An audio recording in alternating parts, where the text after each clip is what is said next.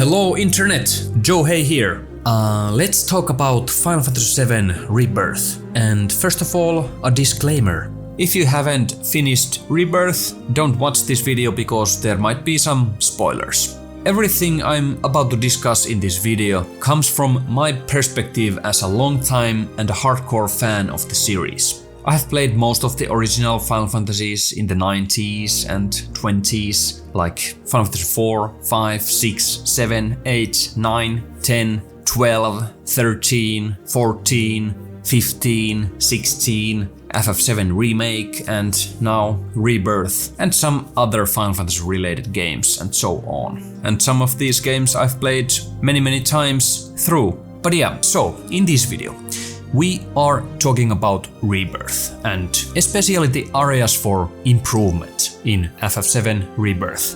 When I played the game, these things were on my mind many times during my playthrough, and I would really like to improve them somehow. Some are very small issues and some of these are bigger ones. Some of the things I'll talk about in this video relate to the gameplay and gameplay mechanics, and some of them focus on the storytelling and things like that. In this video, I'm going to cover most of these improvement points that came to my mind. You might have heard about a few of these issues from other YouTubers or critics, but either way, I'm here to give my take on them. Since we obviously can't change Rebirth as it is now, these thoughts are more aimed at the third part of the series. At least I hope we won't see some of these issues in the third installment. And though I will be focusing only on areas for kinda improvement in this video, I don't want to leave the impression that I didn't like the game at all. No, I enjoyed the game a lot, and it had plenty of great qualities, and most of the moments were so good in this game, and really funny moments, and epic, and the graphics are best, and of course the characters and the voice cast are top-notch, and the music and the battle system. Okay, I think Rebirth is 90% fantastic, and the remaining 10% are kind of the areas for improvements that I'll cover in this video. If you are interested, I have also made like a general review of FF7 Rebirth on this channel, where I talk a lot more about the positive aspects of the game. Check it out, the links are in the description. At first I planned to make a short video about these topics, but it has since escalated into almost an 1 hour long video. Please watch if you have the time. Anyways, on the screen you can see the topics that we will cover in this video. So I'm going to cover a whole range of topics, from the feelings that I experienced while playing Rebirth to all sorts of gameplay related stuff. Plus I'll touch on some points about the storytelling and characters in both Rebirth and a bit of Remake. I'm trying my best to point these things out, or just talk about them in general, and also talk about my hopes for the third installment. I just want to provide some constructive feedback or critique for the game in a hopefully positive spirit, even though this is my all-time favorite game series. So feel free to skip any topic you want and see the timestamps in the video description. But I recommend, of course, watching the whole video to get the full picture of the things that I'm gonna say. Remember to like this video, leave a comment and subscribe to the channel. And feel free to share your own thoughts on the game. Alright, so let's dive in.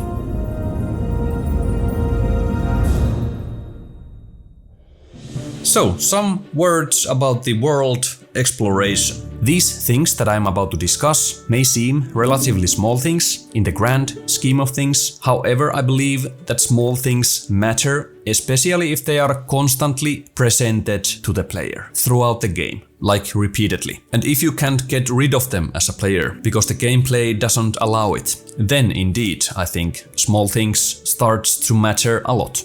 And the first thing that I want to talk about is the guiding owls/birds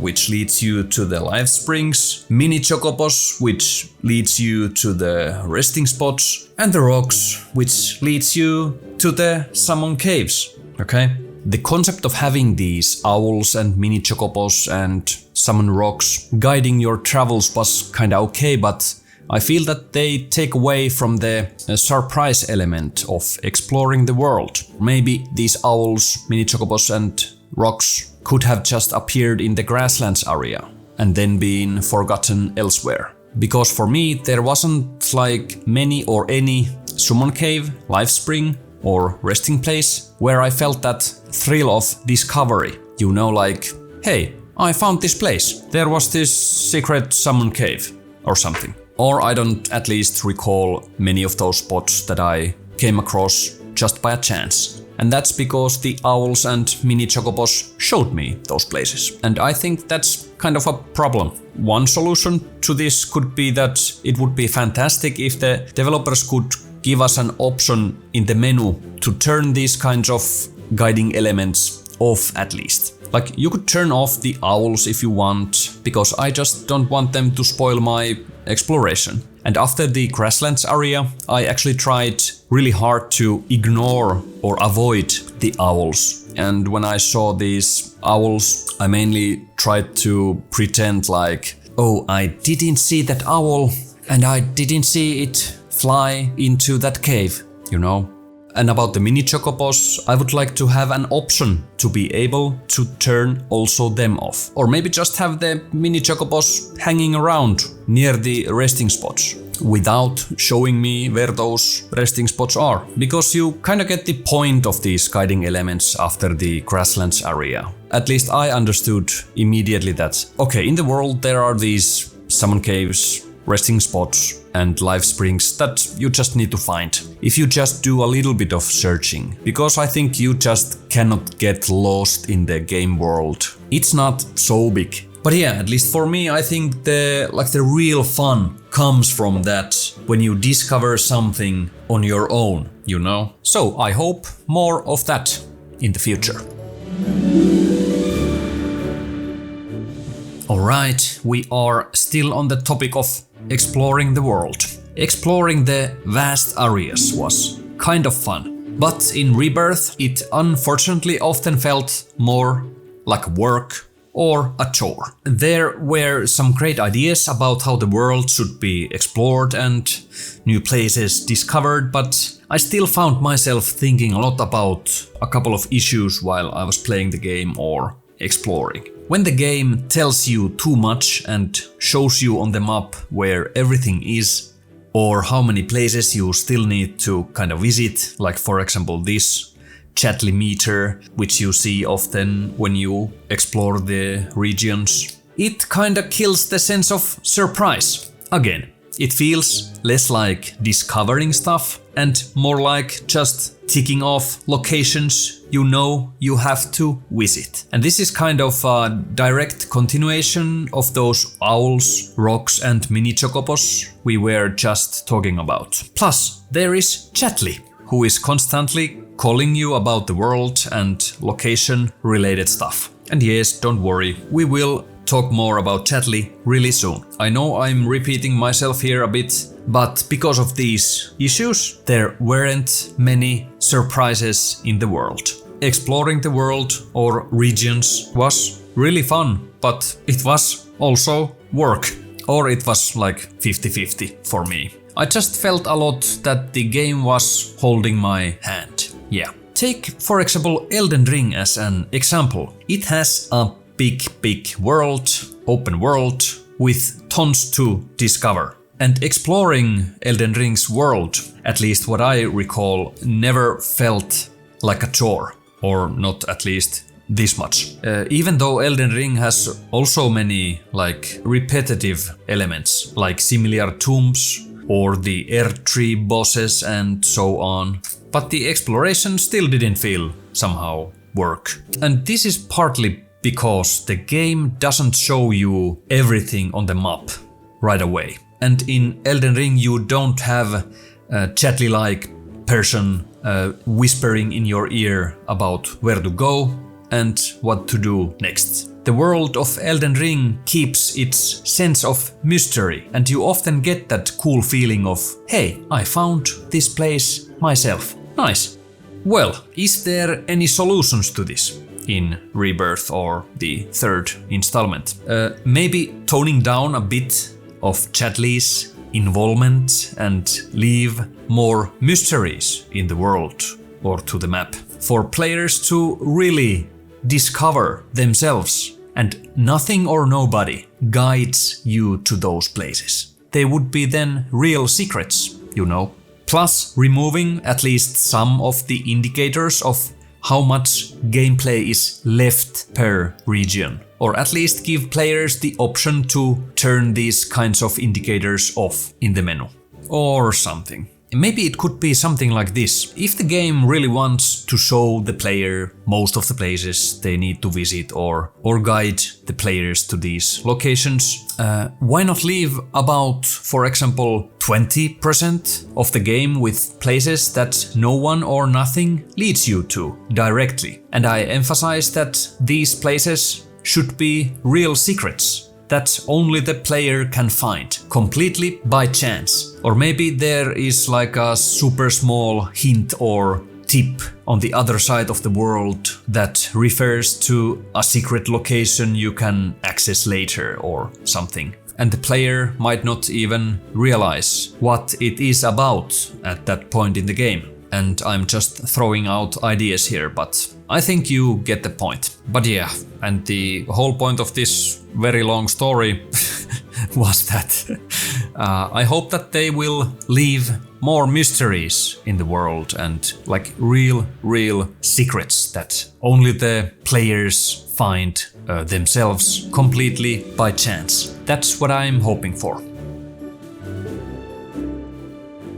Overall, the world in Rebirth was like well done, but let's talk about those invisible walls that you encounter. I'm just gonna say it. It's just not fun as a player to keep running into invisible barriers in an open world game. Why not remove these barriers and let players move freely in the world? Like, I get it, sometimes it's necessary for the story, but I would still remove most of these invisible walls, especially in the large areas that we explore in Rebirth. And yes, I know, the original Final Fantasy VII didn't allow you to walk anywhere either, I know. But hey, if you are going to call the game an open world game and market it as an open world game, then I think it should really be an open world game. Not just a regional world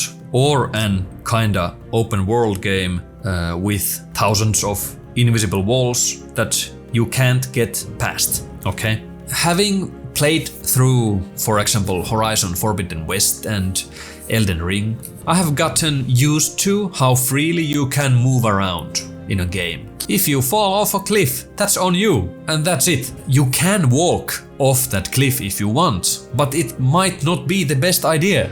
I think freedom is crucial for the player, especially when we are talking about open world games. And I partly understand that these kinds of invisible walls and design choices might be in the game because of Rebirth's battle system or the combat mechanics, which can be so fast-paced that without these invisible barriers, you might accidentally fly off a cliff during a fight, which you definitely wouldn't want. But yeah, some sort of solution to these invisible walls would be great. Maybe a good compromise would be to have these invisible walls only during battles, but not having them while you are exploring the world on foot or by a chocobo. But yeah, hopefully Square Enix improves this in the third installment. Let's talk about unnecessary interactions in the gameplay. I would definitely remove a few interactions that repeat multiple times throughout the game, and I think these things really don't add any value or anything new for the player. Here's what I mean. For example, whenever you find a new live stream, for some reason, you have to press the triangle button 3 times to scan the live stream crystal, and then if you find a summon cave, there is this certain button combination that you have to press to activate aids for the summon battles in the Chadley's virtual battle station, you know. These are again small things, but I don't think these were really necessary in the game at all. You could have just arrived at a live stream and pressed triangle briefly, like once, and that's it, no more. Simple as that. Because pressing the triangle button 3 times didn't give you anything. And the same thing goes for those summon caves. When you encounter these small things multiple times during the game, even small things can start to feel tedious. Mostly because you really start to wonder as a player, like, why do I have to do this? What's the point? And that frankly is kind of bad and just unnecessary. And in addition to these, there were also a couple of other unnecessary gameplay things in Rebirth. For example, the Mako energy vacuuming thing in the beginning of the game. Okay, and I know there has been a lot of talk on the internet about the yellow paint in Rebirth. I mean those overly obvious indicators which guides players in the right direction in the game world. I don't think these need to be so obvious, the yellow paint, you know. Like, why not let the player figure out where to go a bit more on their own, even if it means getting a little lost for a while. I just don't want that the game holds my hand all the time. And the segments that require playing as specific characters felt a little bit forced and again unnecessary. For example, Yuffie's climbing mission in Corel area and Kate Sith's box throwing thing under the Sinner Mansion felt more tedious than fun. Okay, maybe Yuffie's climbing part was kinda alright, but if I think of the Kate Sith's box throwing thing, I don't think it added any value for the player. If you really want to add such segments to the game, I just hope that they would offer some benefit or value to the player and are fun to play. Because if there are many these kinds of what I call now unnecessary gameplay things in the game that you think as a player, like,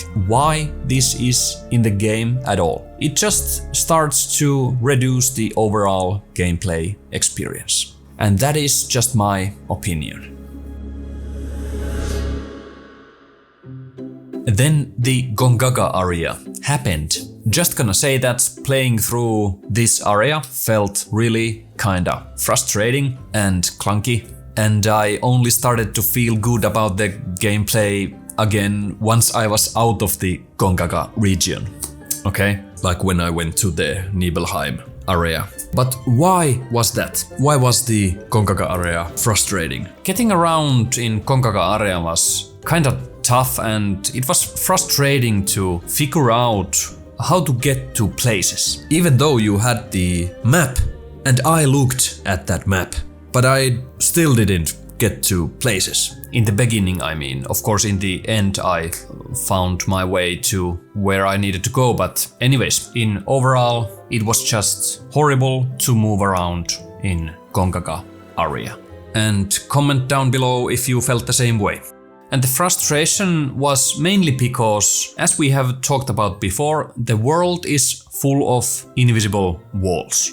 Okay? Now someone might throw back a comment like, okay, so the minute you have to use your own brain to figure out where to go in the game or how to get to places, you start complaining. And I can respond to those comments like, I actually like having to think about what to do and plan things out and think about how to get to places and figure things out. But not just this way how it was done in Rebirth. Because moving around in Gongaga area was frustrating because of the way that the game mechanics are designed in Rebirth. And I mean mainly those invisible walls, you know. If the world had been designed to be more open or removing most of those invisible walls, this Gongaga area problem might not have even existed at all. and because of those game mechanics, it was just plain confusion to move around in Gongaga area. And if I compare Rebirth to, for example, Elden Ring or Horizon Forbidden West again, and when I needed to figure out where to go and how to get to some places in those games, I didn't get this kind of frustration because the game mechanics are designed differently and they are more open, you know. If I think my playthrough in Forbidden West, figuring things out was the opposite. Like I was excited in that game to figure out where to go and how to get to different places, like whatever the place was where I needed to go. This kind of thing was really fun in Forbidden West. Like just imagine if you could move more freely in the world of Final Fantasy VII Rebirth and in Gongaga area. It would be really fun to move around there and explore places. Like if you could jump or climb wherever you wanted in Gongaga, I think it would be just really fun. So, but it wasn't like that now, but maybe in the third installment. If the world is designed to be like more open and removing most of these invisible walls, that would be really great, I think. And if you really could move around, for example, with Chocobos to different regions, that would be also really nice. At least they have said in some interviews that the world in the third installment will be like really open world. And we will have the high wind that we can fly with. But I just hope in general that they make it right. Like more freedom to the player. That is what I hope. Next up, let's chat about our friendly friend Chadley. Okay, I don't want to overdo it talking about Chadley. I definitely don't dislike him as a character from the get-go. He's a solid and fun character and all, but the thing I would change is I would make him so much less intrusive, okay? I would cut down by 50, 60, 70% of the number of times that he calls to Cloud. You know what I'm talking about if you have played the game, like... Cloud! And you were like, okay, what's up now, chat? Or I would just change like how these calls work, so they don't completely stop the gameplay. Because right now, when Chadley calls to Cloud, Cloud has to stop, pull out his phone, and we see Chadley calling and talking, okay? Maybe Cloud could just have an earpiece where like 70% of Chadley's messages or calls come through or something like that. We don't need to see him most of the times, really. And if Chadley has like really something important to say, then sure, it could be a good time to pause the game and like Cloud stops and pull out his phone and Chadley calls and so on. But right now, Chadley's calls are bit too frequent and it just interrupts the gameplay too much. I didn't feel this way about Chadley in Remake, like where he only interacted with Cloud in person, like not constantly calling him, you know. But yeah, let's not hate Chadley. He's a great guy. I like him. And I just have this hunch that something like pivotal might happen to Chadley in the third part. I just have that feeling.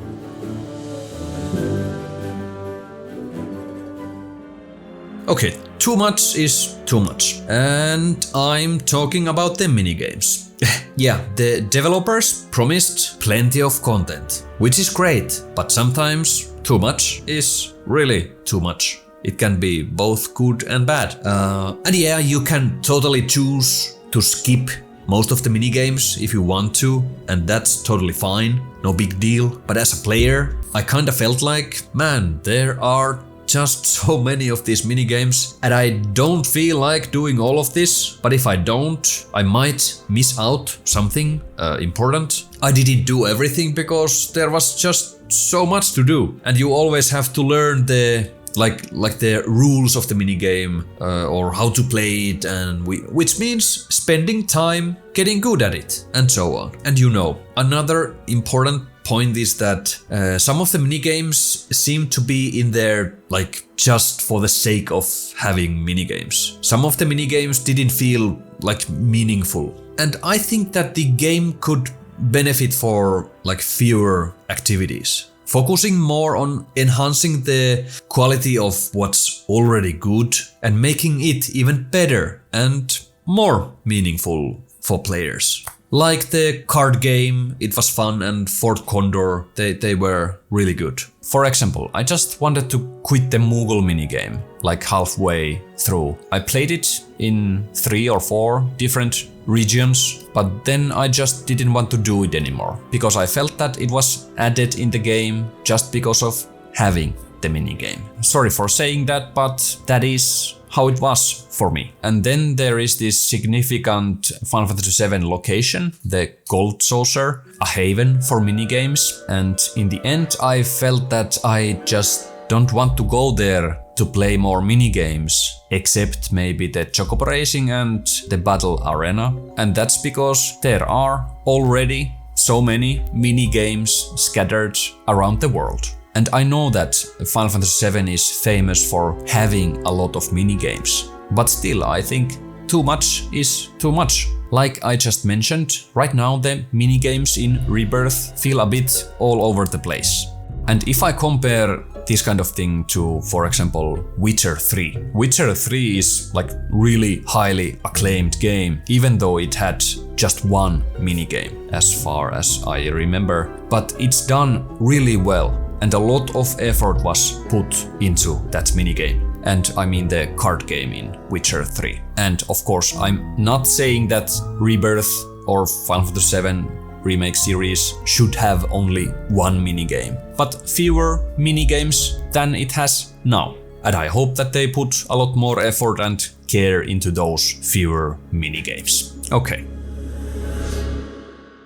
Then, couple of words about the storytelling. I'd like to touch a bit on the story narration style in this video. Also, especially this. For me, some of the character interactions or dialogue scenes felt often too short to be kinda realistic. For example, there were multiple moments between Tifa and Cloud, or between Cloud and Aerith, where I just wished that they would really talk about whatever was happening at that moment, regardless of the current events in the game. Adding more depth to their conversations could have brought a bit of realism to their relationships, making it easier to players to relate to what the characters are going through. And yeah, of course, we are far from true realism in this game, but still. For example, Cloud, in his typical fashion, often just says, yeah, let's move on, no point in dwelling here, or something.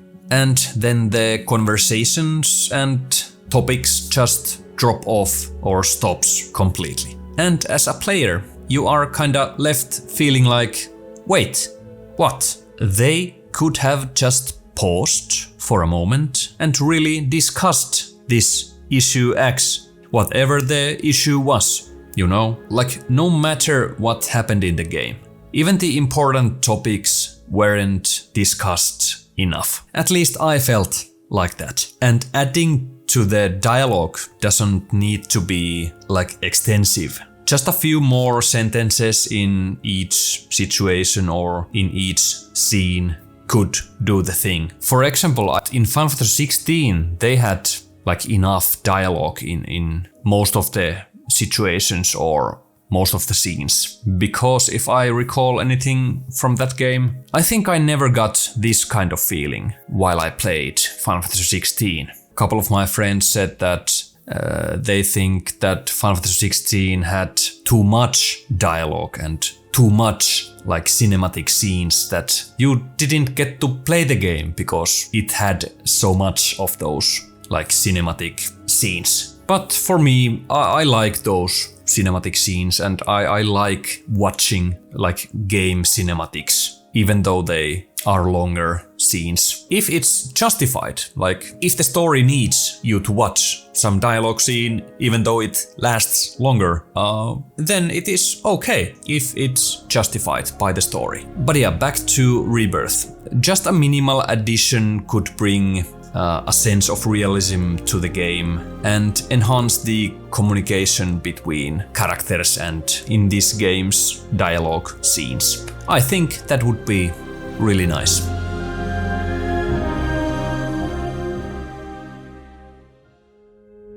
Okay, next thing. I would have really liked that Final Fantasy VII Remake and Rebirth, and hopefully the next installment could have been or could be more graphic. I would like to see more mature content in these games. Not a lot more, but a bit more. Because right now these games feels a bit tame or kinda mild to me, if you know what I mean. This is something that I thought a lot about when I played Remake already. And I'm referring, for example, to the scene where we are on our way to the President Shinra's office. You know, in the OG game you follow a trail of blood, but in Remake you follow some alien liquid or mass. And because of that, I just didn't feel any scared or tension or whatsoever. What I hoped that I would feel. But yeah, I know why that was in Remake like that, but still, that was one thing or scene that I was just hoping to see. And as we are talking about Rebirth, Rebirth was a bit more graphic, I think, but still I would also like to see more of it. More mature content when the story demands it. Especially when graphic content is necessary to truly convey the emotions involved in some scenes. The world of FF7 is a harsh place, a tough place, and the story includes many intense situations and scenes where, for example, people just die and other serious events occur. But when these important moments are somewhat covered up and not fully shown to the player, it just leaves a superficial feeling because it kinda fails to convey any deep emotions, I think. And again, I'm not saying that FF7 needs to be extremely graphic, like in Witcher 3 or something, but a bit more graphic than what it is right now. I would like actually to see some of the realism from FF16 brought to FF7, like the bravery in showing and stating certain things that needs to be shown because the story demands that. And that was really well done in FF16. But now, when you don't fully show things to player, that's a bit tame. And this is, of course, just my opinion.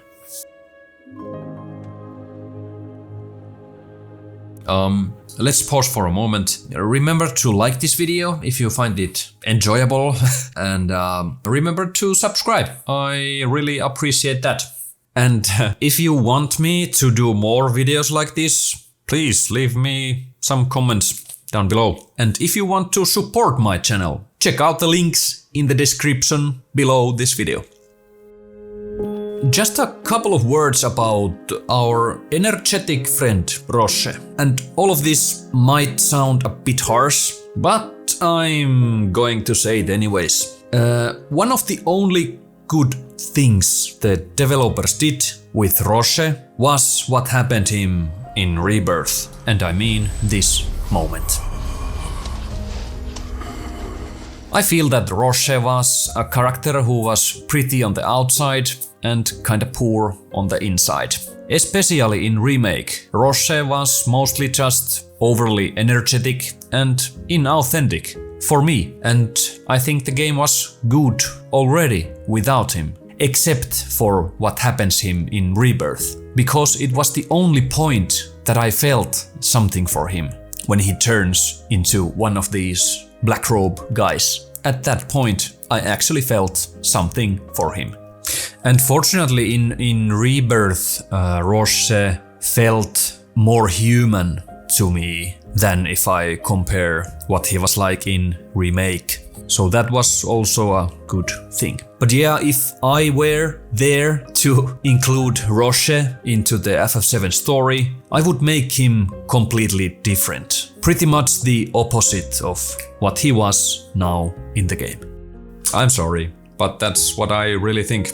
But yeah, I'm glad that the developers took the bold step they did with Roche in Rebirth. That was actually a good thing to do for the story. And the reason why that I'm talking about Roche at all is that my hope for the future is that if they plan to add more characters into the game, I hope that they are good for the story, and I hope those characters will be more just relatable and somehow a little bit more just human.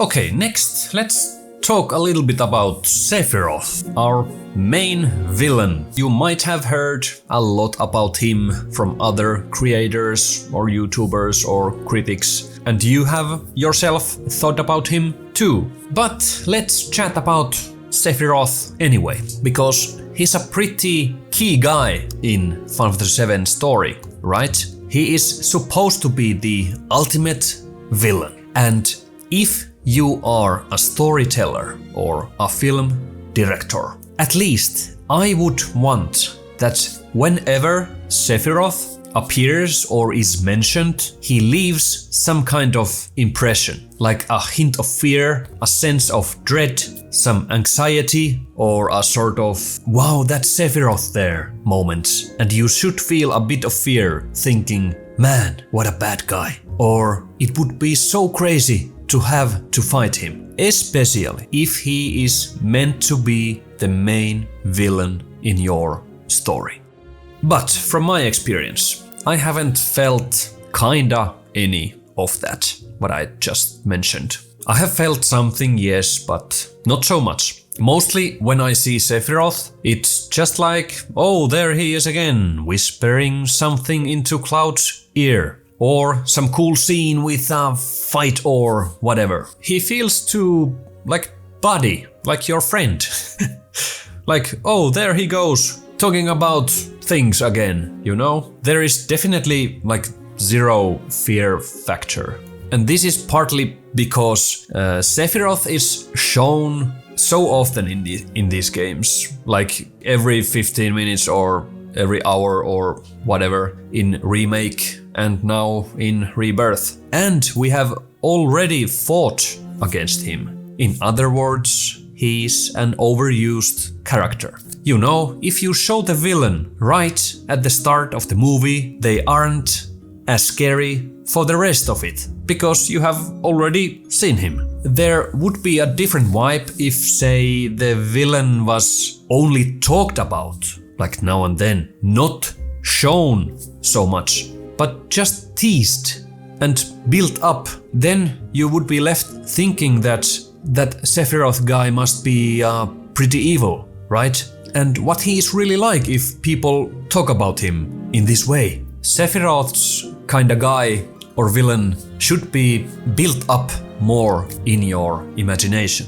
And if you think about Sephiroth, like, yeah, people have already seen him. People have seen Sephiroth, like, he has been around in games for over 20 years or now almost 30 years. Like, we have all seen him, so it's fine to show him right from the start in both the remake and Rebirth, right? Well, in my opinion, definitely no. Because if you want to tell a compelling story that leaves an impact and genuinely create like a menacing image of the main villain, then you shouldn't show Sephiroth this much. As I mentioned, it just makes him feel overused, and seeing him doesn't really evoke any feelings, though it probably should. Or I wanna hear, what do you think? Comment down below. There are many ways to tell a story and ways to introduce Sephiroth as a character, and they could have taken some cues directly from the original Final Fantasy VII. Because in the original FF7, Sephiroth wasn't shown nearly as much. You had to imagine more as a player back then. Okay, the graphics were totally different and so on, but still. Then if we are talking about the final battle in Rebirth, I would definitely have ended the fight with Genova already, and that's it. No more fighting with Sephiroth, since we have already fought him in Remake. But yeah, how this could be still even distantly possible to make Sephiroth more menacing as a main villain of the story. Maybe in the third part and also in Remake and Rebirth, they should have shown Sephiroth a lot less than they do now. Maybe they should just talk about him more and build more imaginary. That might be some kind of solution, but I really don't think that's really possible anymore because, like we have discussed, he has been already shown so much. But anyways, we will see what happens in the third part. Hopefully something good. Okay, let's move to the last part of this video, and that's about the plot or storytelling complexity. I wouldn't dare to poke FF7 Remake series plot or story, even with a long stick, because keeping up with the plot was really a challenge, or is. Honestly, I only managed to grasp it after watching a few ending explained videos about Rebirth and also Remake. So the storytelling of these games is a bit confusing at times. Not of course all the time, but in some cases. And in this video I really don't want to go to the specifics of the story, because let's just say that I don't want to. So, about the occasional confusing storytelling. When you bring multiverses and different realities that happens same time, and characters jump in and out from those realities and things like that. When you bring those kinds of things into the mix to like already complex story, and I'm referring to the original FF7, let's just say that things tend to get easily complicated. Unless these themes are drastically simplified, it's easy to lose track as a player. Like, what's going on in the game or in the story? And if the player can't follow the plot or understand what's going on, it leads to confusion about kinda what to feel. You are just left thinking like, what did I just see, or what's going on, you know? Fortunately, for the major part of the games, you are on the track or you understand what's happening, but there are some scenes, let's say, that are a bit confusing, maybe. And pretty important ones. But yeah, they have decided to make it a multiverse thing and so on. So we really can't change that anymore. But anyways, what I'm trying to say here, I hope that the plot or story gets more simplified in the third part, and all of the questions are answered somehow. In summary, this story should always be as clear as possible to the player, because as long as you understand what's happening in the story, you should at least know what you are supposed to feel emotionally, what kind of feeling you should have when watching a movie or playing a game. I mean, for example, if a major character dies in the story, like in Game of Thrones, he or she clearly dies. A spoiler warning: when Ned Stark dies in the end of season 1 in Game of Thrones, you are left feeling like, oh man, he died. What now? How are we gonna continue from this point on? Like, okay, but in Rebirth, like in general, if same kind of thing happens, you are given multiple possibilities, like they died, they didn't die, they are alive in someone's imagination, or maybe they live in another dimension or whatsoever. Then as a player you might feel a bit confused, like did they die or not? Maybe they died. I'm not still really sure. Okay, I guess they died. Yeah, that's it. They probably died. Nice, now I understand. So, the unclear storyline often leaves you unsure about what you are supposed to feel. And I know why they are doing this and why these things happen in the game. But still, I don't mean that the story should explain like every little detail or treat the player like they are dumb. I don't mean that at all. The story just doesn't always have to be so hard to understand. A simple way is often a beautiful way to convey emotions in a story.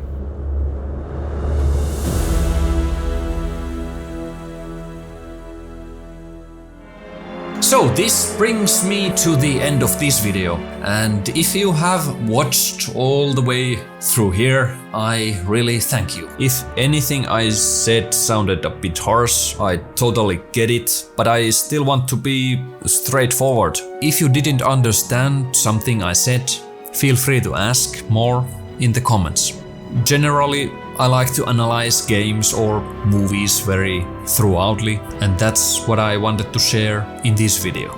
But yeah, those were like most of the things that I would like to improve in this game or in FF7 game series. And in the end, I just want to highlight how much I still enjoyed the game, Rebirth I mean, and Remake. I enjoyed a lot its world, battles, music, and especially the main characters. But yeah, leave a comment on what did you thought about these points or about Final Fantasy VII Rebirth in general. So, thanks again for watching. I'm Joe Hay, and I'll hope to see you in the next video. Skadam!